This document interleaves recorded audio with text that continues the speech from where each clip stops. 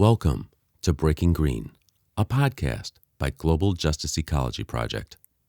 On Breaking Green, we will talk with activists and experts to examine the intertwined issues of social, ecological, and economic injustice. We will also explore some of the more outrageous proposals to address climate and environmental crises that are falsely being sold as green. I am your host, Steve Taylor.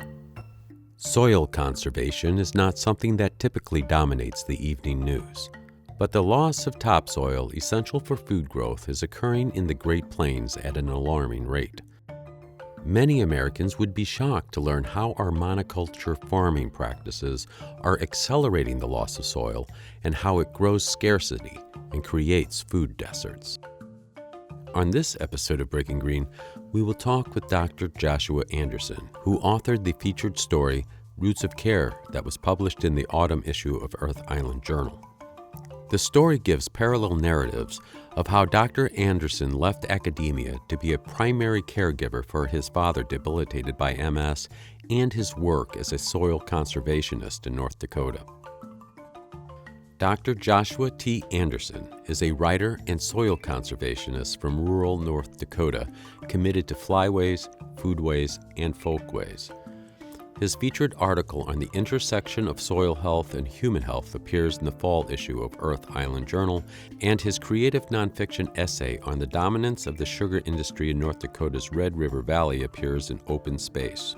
He was recently an artist in residence at the Pine Meadow Ranch Center for Arts and Agriculture in Sisters, Oregon.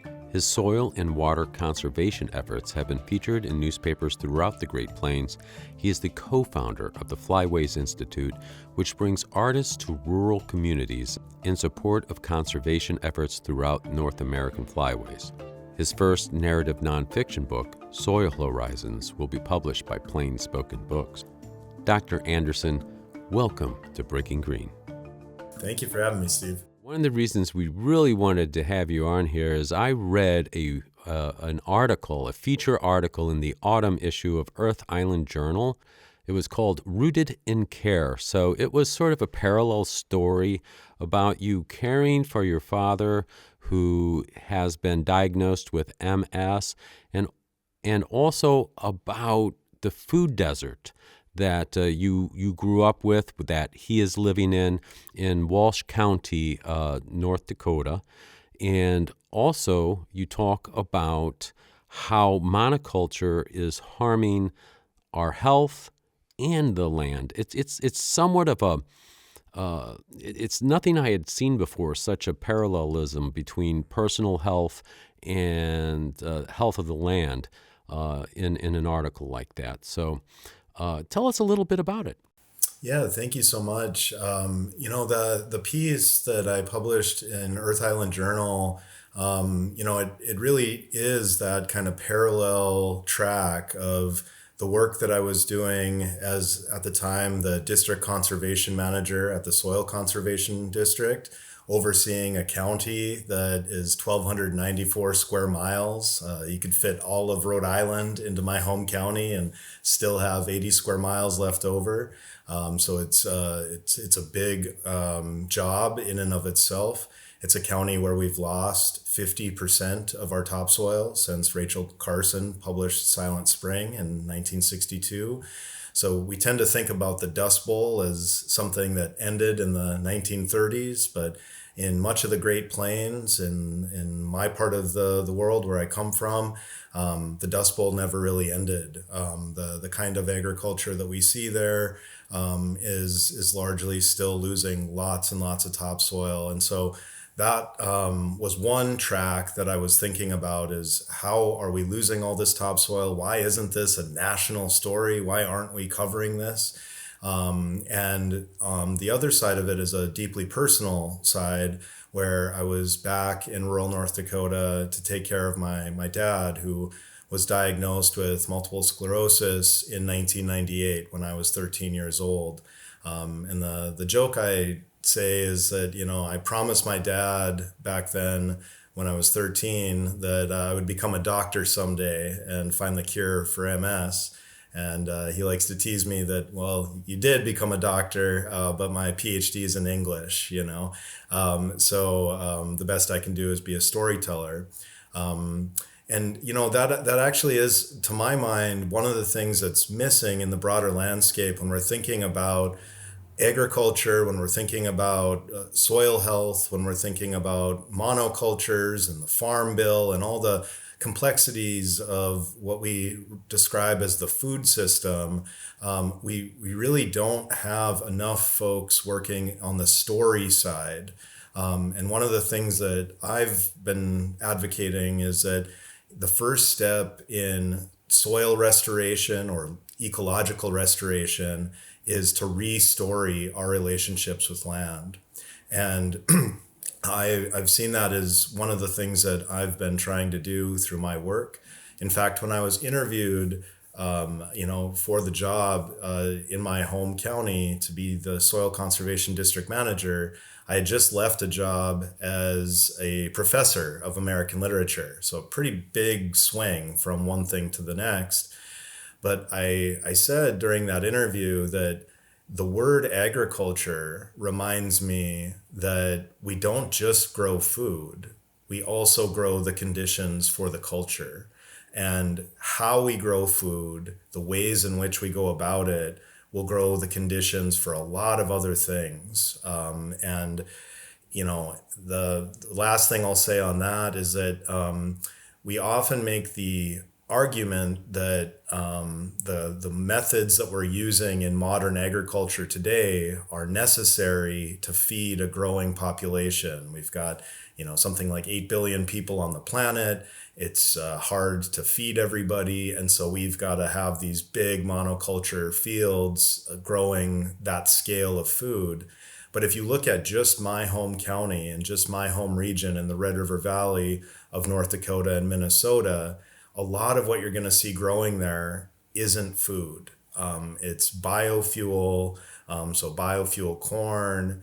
It's things to make ethanol. It's sugar. The Red River Valley in North Dakota and Minnesota is where we grow more processed sugar than anywhere else in the country through the sugar beet. And as much as I have a sweet tooth, and everyone likely has kind of a soft spot for sugar, the human brain is hardwired to desire it. It's hard to argue that that's a necessary food. And the repercussions ecologically, and I would say culturally, of having monocrop agriculture dominate these regions is something that we're now having to face and having to reckon with. One of the things that really just jumped out to me when you were speaking, though, was that the conditions of the 1930s Dust Bowl really haven't, they haven't vanished. They haven't vanished. So could you talk to us a little bit about soil conservation and why it is such an urgent issue? Because I don't think a lot of people understand or are aware, as you said, it's not on the news, it's not national news, that we are still losing soil, topsoil. Absolutely, yes. One of the remarkable things about Earth is that we have soil. You know, the combination of soil, sunlight, and water make the conditions possible for biological life on Earth. You can look out into our solar system and maybe you can, make a case that there might be life somewhere out there. But what makes Earth thrumming with life is soil. This just amazing ecosystem. And I grew up surrounded by agriculture, surrounded by these huge monocrop fields. The joke in my part of the world is the glaciers from the last ice age bulldozed the landscape so flat that you can watch your dog run away for 2 weeks. And where I come from, you can look out on that landscape, and you typically now you see these fields that are growing just one thing. But 200 years ago, you would have seen a tall grass prairie with bison and elk and a wide variety of grasses and flowers in this tall grass prairie ecosystem that are very deeply rooted. So a lot of those prairie plants would have had really deep roots, and under the soil, or in the soil, there it's thrumming with life. You can take something like a teaspoon or a tablespoon of living soil, and there are more microbes in it than there are human beings on Earth. It's 1 acre of living soil. If you were to add up the weight of all of the microbes in that soil, they would weigh as much as 2 cows. And so when we are thinking about soil health, we're really trying to ask, are we feeding those underground cows, that underground herd of microbes that give us all of our micronutrients that support the health of the plants?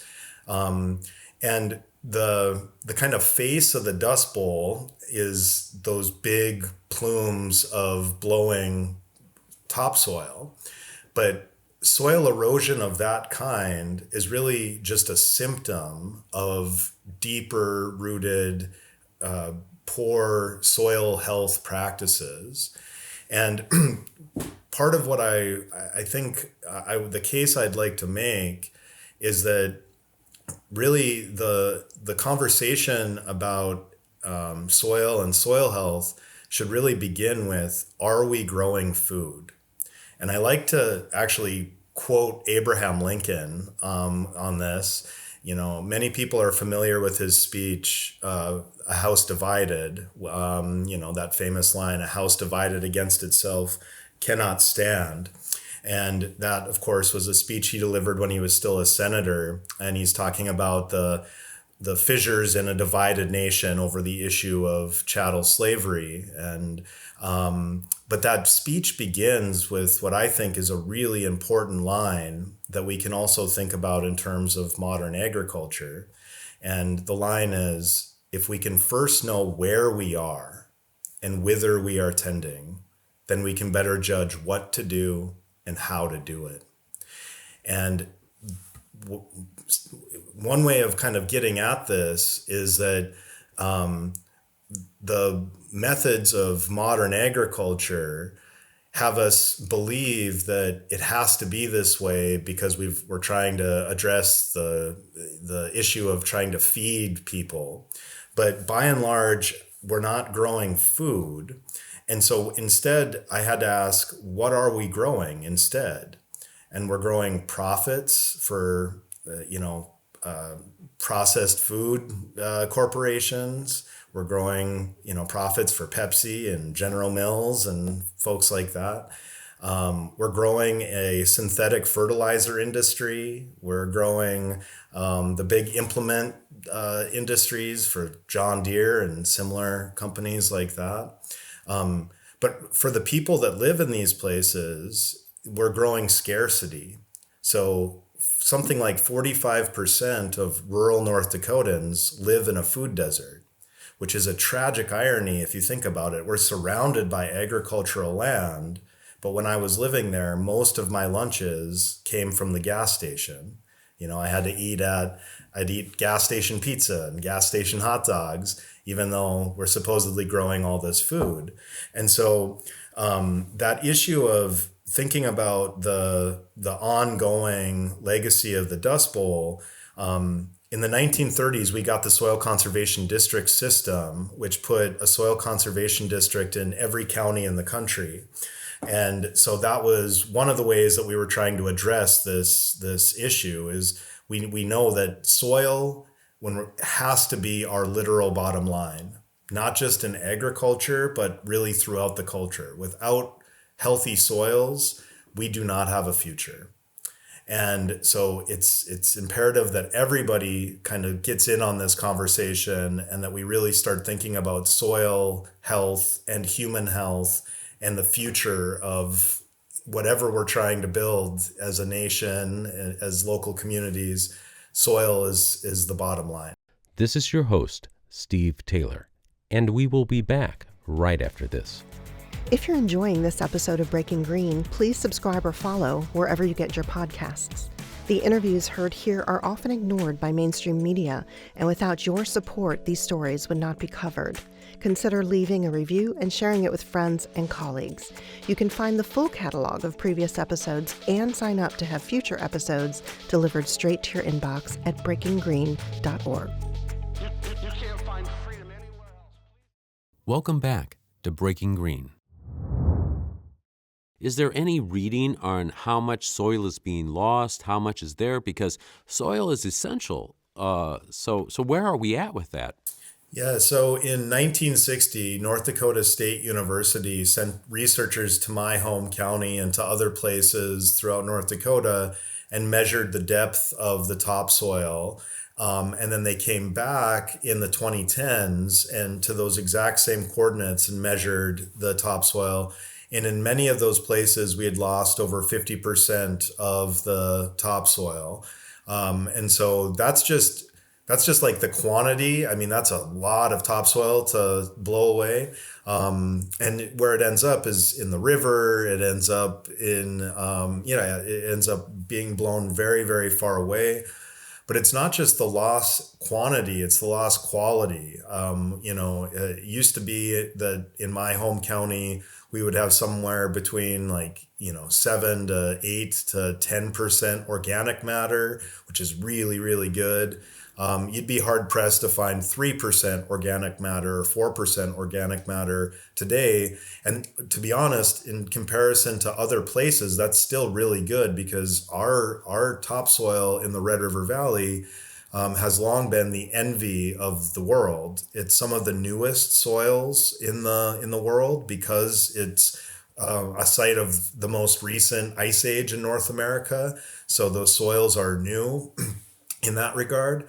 But in erosion is a natural process. It's part of geology, but we've accelerated it by magnitudes that are hard to quantify as a result of large-scale industrial agriculture and tillage, where we're tilling the soil year in and year out, and we don't have any living roots holding the soil.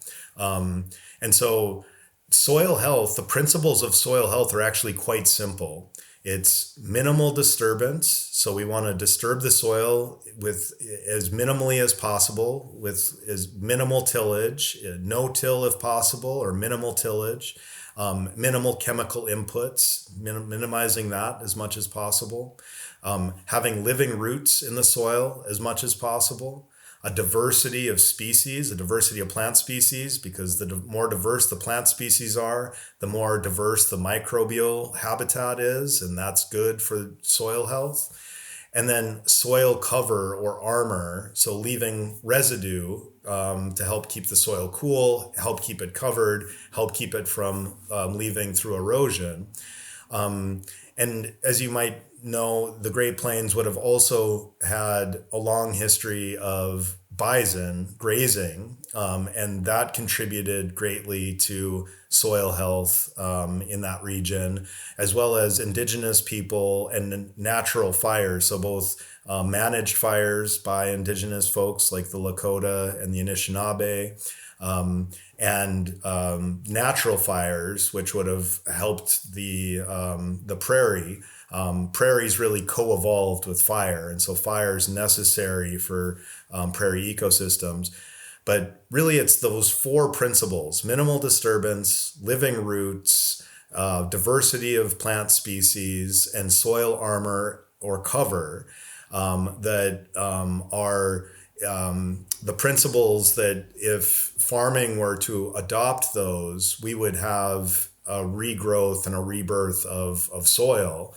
The issue, though, is that, and I used to make this joke a lot, part of my job back in North Dakota was to do some prairie restoration work. And so I would joke that some days my job was literally to watch grass grow.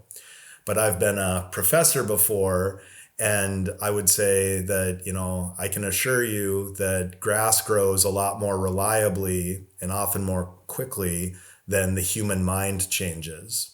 as a teacher, that's something that I learned, that myself included. And so what we're up against isn't just the science of how soil works. We understand the function of soil today. And we understand the function of soil today much better than we did previously. But what we're up against is more cultural in nature. It's how do we get the human mind to change on a scale large enough to change the way we're farming, to change the kinds of questions we're asking. Yeah, let's talk about that a bit. In your article, Rooted in Care, you made mention of returning in 2022 to help care for your father from New England to Walsh County, North Dakota. And one of the things you mentioned was reacclimating to the acrid smell of the sugar factories.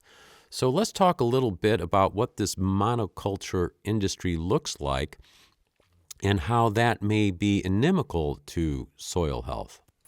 So 200 years ago, if you were to be on the Red River, what you would see is a few trees along the riparian corridor, and then an ocean of grasses and flowers, and bison as far as the eye could see, and indigenous people living and working in that region. And then if we're talking 200 years ago, around the time of Lewis and Clark, you would have also seen some fur traders. But good luck being a fur trader in my neck of the woods today. It's an industry that it doesn't exist anymore. And that's part of the issue when you think about the sugar industry. There's this idea that we can keep doing this forever, that this is the way it's always been, which is patently false. It's not the way it's always been. And that's easy to prove, easy to show. And it's something that can't last. We are seeing the ways in which it can't last, and that we're running out of time based on how much soil depletion we're seeing. And it's not just the loss of soil, it's the cost of the inputs that farmers now have to use.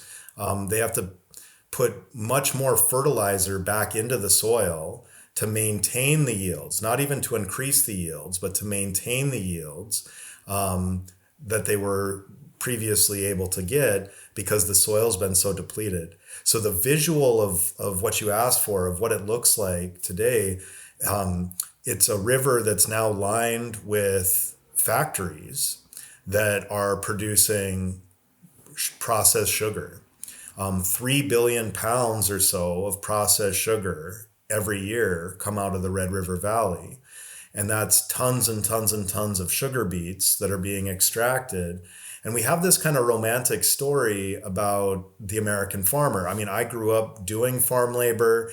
I have a strong affinity for farming. I believe in it. It's honest work when it's done honest. And there's a lot of really good folks that are still trying to make their way as farmers. But what it's become is really an industrialized, extractive economy. So it's very similar. I would say it's more similar to the extractive economies of like coal mining or oil extraction than it is to that romantic image of the American farm. And it would be easier to see that if what was coming out of the earth was a bottle of Pepsi, which is what it is going to get turned into, as opposed to what comes out of the earth looks green, it looks lush, and so there's this kind of quaint romance to seeing it. But, we could ask a really simple question, and that's how much processed sugar is required in the human diet? And the answer, of course, is none. We don't need any processed sugar. In moderation, sure, but we're not growing it in moderation in my neck of the woods. We're growing it in abundance. And the result of that, when you look on the culture side, is that we're growing shuttered storefronts. We're growing closed schools in rural communities. We're growing food deserts.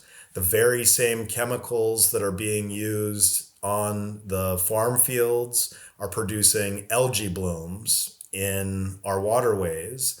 The very same chemicals are often the ingredients to make meth in meth labs. Some of the same farm chemicals were used by Timothy McVeigh to blow up the Oklahoma City building, federal building. And so, you can kind of see this dangerous kind of cross-pollination that happens in a monoculture. And then as a writer, the way that I'm also thinking about this is that, what we don't grow there are writers. We don't grow artists. Monoculture kind of means what it says. It's not just that we only grow one kind of plant in a large space, a large field. It's also that we only are allowing one kind of story to grow in such a place. And it's really hard to to have a counter narrative in a monoculture, and to be a voice of a counter narrative, to imagine what could this place look like if we were asking a different question, such as how can we grow high quality food and keep our soil healthy? Josh, you're talking about Monoculture, a Global Justice Ecology Project who produces this program. I did some work with them in both Chile and Brazil. What's very interesting is there's heavy impacts on indigenous cultures in both of those countries because people are moved out for the planting of these monoculture eucalyptus trees. So that word, now that you mention it, I very much relate to that take on its meaning. And I think it gets to the root of the way that I see my work and my role in this. I mentioned that statistic about losing 50% of the topsoil in my home county since 1960. But if you look at the census from 1960 in my home county, there was about 18,000 people in my home county in 1960. Today, there's about 10,000 people. So we've lost roughly the same percentage of population in the same amount of time that we've lost 50% of the topsoil. And, to kind of paint the picture of this, one of the kind of iconic images that you'll see anywhere in my home county, if you were to drive along the dusty gravel roads, would be abandoned farmsteads. It used to be that everybody could make a little bit of a living as a farmer with fewer acres. And one of the outcomes of monoculture agriculture is that fewer and fewer people control more and more of the land. And then the state that it's gotten to today is that fewer and fewer of the local people own the land, and much of the land is sold or bought by people that see it as an investment, and they're outside. So one of the larger landowners in my home county is Bill Gates. And we've got folks like that buy up the land, the farmland. And so the part of the issue is I can talk about the problem all day long, but one of the ways to think about the solution is it would take a radical return of rural people to rural places to become farmers again, to grow local food. Where I'm at right now in Connecticut, I'm right down the road from a fantastic farm called Holcomb Farm, and another great farm called Garlic Farm. These are both farms that are operating on 20 acres, 20 to 25 acres, that's a garden where I come from. It's no offense to these farmers out here, but that's a very small amount of acreage. But they're growing food, and they're growing food that feeds a lot of people on small acreage. And the way that they're able to do that is, it's a very different mindset, and it's a very different methodology. And if we were to take a lot of those monocrop acres that we see devoted to ethanol or other forms of biofuel, devoted to some of these ultra processed foods, if some of that were reallocated to people that were committed to growing high quality food, we wouldn't have food deserts in rural places in North Dakota or elsewhere throughout rural America. And so that's a big piece that we're always missing if we don't talk about the labor side of like who actually works the land. A lot of migratory labor, a lot of immigrant labor, and a lot of local labor have long combined to do the actual work of farm labor, but are increasingly not getting food out of that and aren't getting the wages and things like that. So we need to address that issue, the people side issue. And the good news is both of those things can be addressed if we develop a new mindset toward agriculture that puts more everyday people back on the land to grow real food for their community. That's one of the things that's not happening when we have monocultures. Instead, you can see it from an artistic point of view as well, right? A monoculture, we take all of the beautiful color of the prairie, all of the bright flowers and beautiful grasses, and all of that ends up going away. And those bright colors end up in the convenience store to market us the sugary drinks and the sugary cereals and things like that. But I'd love to see what could happen if we put more color back in the local through agriculture and getting more folks access to being able to actually be farmers. Right now, most people are priced out from being able to own land, work land, and raise food on land because of the way that the system is sort of rigged in favor of monocultures. So really all we need to do is unrig it, So you have a book coming out called Soil Horizons. Tell us a little bit about that. Yeah, thank you. So the book that I'm currently working on, it'll come out sometime in 2027. It will be published by Plain Spoken Books, which is an imprint of the University Press of Kansas.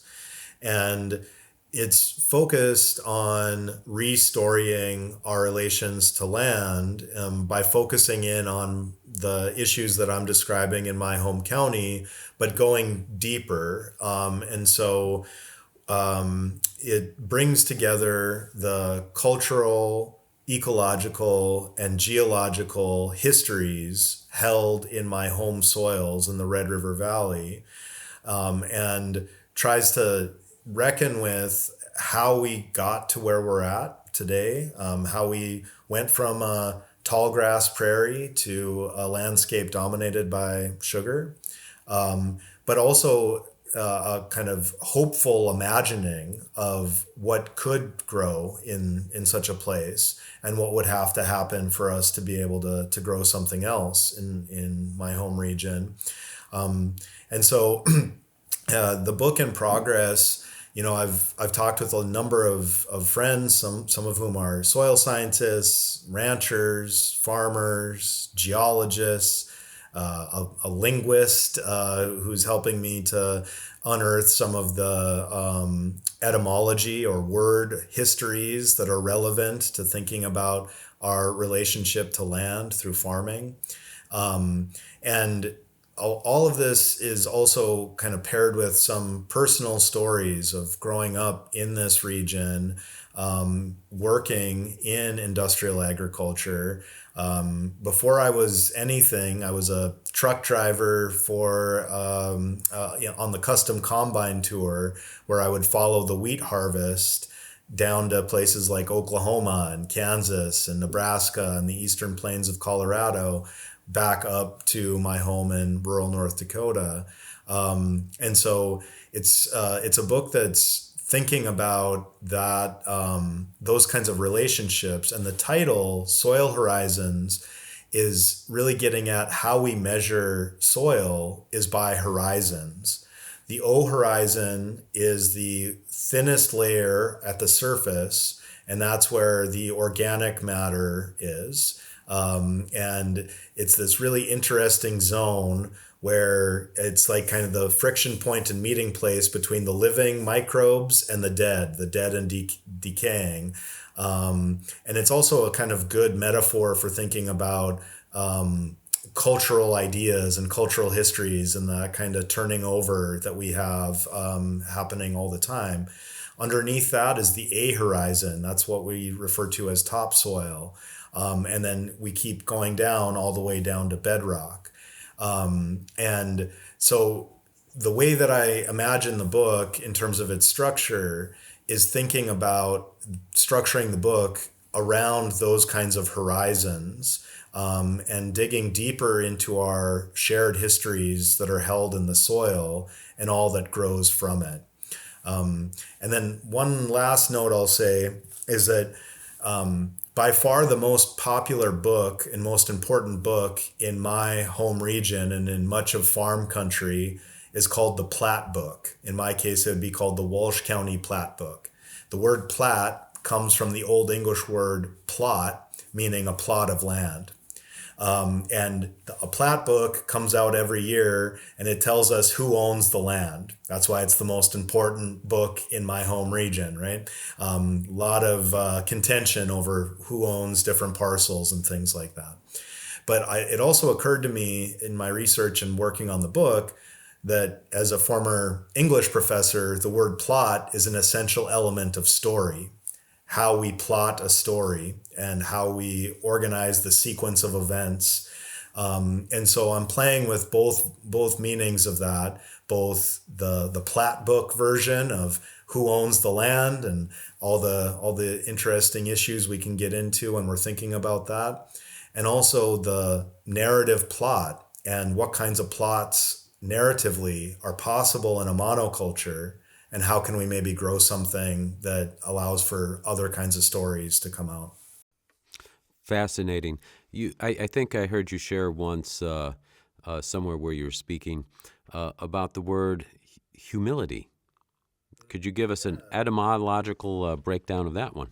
Well, the word human and the word humility both kind of share some common ancestry. And then there's the word humus, which is the organic matter in living soil. And if you trace those back far enough, all three of them seem to share a common root. And so, and to some degree, that makes sense that, thinking of what is a human, it's an earthling, right? We're earthlings. And so I like to think of those words in concert with each other, that to be a good human living with some level of humility, which is a virtue I think is really important and one that you'll learn really quickly when you start working with soil. Soil will humble all of us. There's so much to know. It's a really rich and wide-ranging ecosystem that's beneath our feet. But to be a good human, to be a humble human, I think we can take good lessons from humus, or the organic matter in living soil. So to end the program, we're going to have Dr. Joshua Anderson read a portion of his article, Rooted in Care, that was published in the Earth Island Journal. So this is from the piece you're referring to from Earth Island Journal called Rooted in Care. Smoke billowed from the sugar stacks. The vegetal rot of processed sugar beets wafted over the interstate. The vinegar aftertaste coated my throat, stung my nostrils. The sharp scent of sugary wastewater seeped into my pores. Outside my Toyota pickup, the wind blew across fields crusted with December snow and salts. It was my first North Dakota winter in 3 years.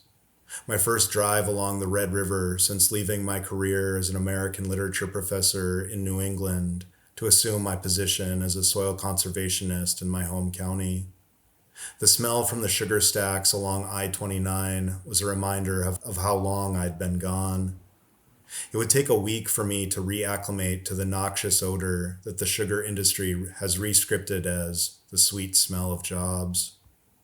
Like many folks from the rural Great Plains, I've left home more times than I can count. Watched the northern prairies disappear under clouds through an airplane window time and again. I've meandered south for construction jobs in Oklahoma, rumbled through Kansas and Colorado to harvest and haul wheat, traveled west for graduate school in Utah and east for a PhD in Ohio, eventually settling in the New England woods, where I landed a job in academia. But the prairie and my father's long battle with multiple sclerosis have perennially called me home. The chip-tooth border between North Dakota and Minnesota is a landscape dominated by salt and sugar. We grow more processed sugar in the Red River Valley than anywhere else in the country. The American crystal sugar factories that line the Red River produce 3 billion pounds of processed sugar per year. The industrial methods used to grow sugar beets and other monoculture cash crops leave behind patches of water-soluble salts trapped on the surface of compacted soils. These saline conditions spread across bare fields that were once tallgrass prairie, the biodiverse grasslands replaced by growing patches of salted earth where almost nothing grows. An aerial view of my home in flyover country bears resemblance to the MRI scans of my father's brain and spinal cord. The salt crust on black fields mirrors the plaque that builds up along Dad's myelin sheath. The chisel plows that cut through dense networks of mycorrhizal fungi, ritually destroying the soil microbiome, are akin to my father's confused immune system that attacks the protective fatty tissue around his nerve fibers and spine. It's been 3 years since that winter homecoming. Today, in my dual roles as a soil conservationist and my father's caregiver, I have begun to dream about an alternative to the monoculture economies that poison the land and our bodies, to imagine how care work, rooted in daily commitments to interdependence, can inspire us to find common ground in tough political and cultural terrain, to believe in a future where it is still possible to cultivate resilient rural economies in the Great Plains. Dr. Joshua Anderson, thank you for joining us on Breaking Green. Thank you for having me, Steve. Really appreciated it. You have been listening to Breaking Green, a Global Justice Ecology Project podcast. To learn more about Global Justice Ecology Project, visit globaljusticeecology.org. Breaking Green is made possible by tax-deductible donations by people like you. Please help us lift up the voices of those working to protect forests, defend human rights, and expose false solutions. Simply text GIVE, G-I-V-E, to 1-716-257-4187. That's 1-716-257-4187.